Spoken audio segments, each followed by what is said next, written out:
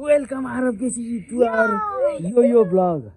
आज हामी तपाईहरुलाई यो देखाउन खोजिरहेछौँ तर यो चाहिँ नि यो देखाउन खोजिरहेछौँ तर यो ठ्याक्कै किराले खाएछ तर हामी यो देखाउँदैनौँ। त्यही भएर यो देखाउँदैछौँ। यो के होला साथीहरु? यो हाम्रो यो हो टमाटर।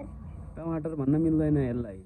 यसलाई यो चनाको यो चनाको बोट हो। एउटा यो भित्र एउटा चना हुन्छ। त्यही भएर यो समात्नुस्, म यो देखाउँछु।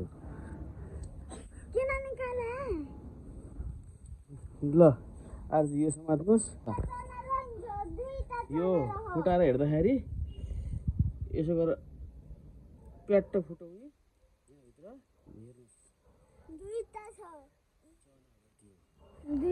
चना गाइज, चना कस्तो हुन्छ भन्दा यस्तो हुन्छ।